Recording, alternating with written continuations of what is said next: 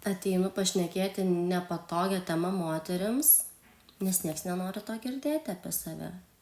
Nutolo, pamiršo.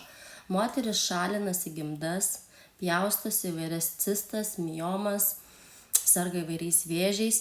Ir tai vyksta ne kai tau jau yra senatvė, kai tau yra kokių 60-70, bet tai vyksta jau nuo jaunystės, kai tau yra 30, 35, 40. Tai ar jūs nesusimąstėte, kodėl tai vyksta su jumis? Viskas eina į gimdą. Tai dabar moters gimda, kam jinai yra skirta. Bet kam man yra reikalinga ta gimda? Tam, kad jinai žydėtų, augintų, plėstųsi, būtų gausoje, būtų tėkmėje. Ir moteris pamiršo, jos tiesiog to nenaudoja, nes reikia dirbti, nes nepatogu ją naudotis. Nepatogu savyje auginti gyvybę, įsivaizduojat? Ant kiek yra moteris šiais laikais užglušintos totaliai, kad man darosi nepatogu. Kam čia tiek vaikų, sunku išlaikyti, ką aš su jais darysiu, ką aš jiems suteiksiu.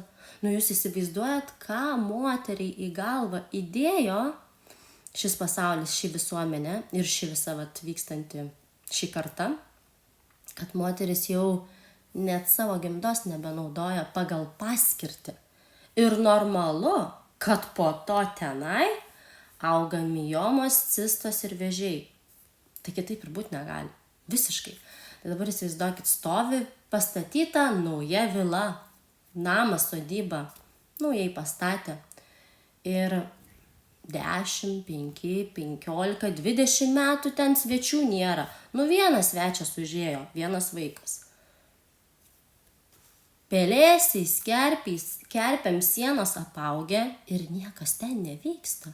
Moters kūne niekas nevyksta, nes jinai kuom užsiėmusi? Karjerą, kelioniam, pasauliu, pažinti, patirti, išlaisvėti. Ir po to, kai suklusta, pabunda, atsimerkia, per vėlų. Tai vyro tinkamo nebėra, tai aš pasenau, tai amžius nebeleidžia, tai ligos puola, cistos, miomos, vėžiai ir kas ten tik tai nepuola.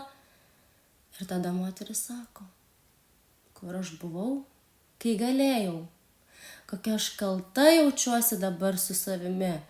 Ir jeigu dabar tu gyveni fainą, laisvą, charizmatišką gyvenimą, fainai, bet ateis laikas, kai tu suprasi, kad šitą kainą nebuvo verta to, ką aš praradau.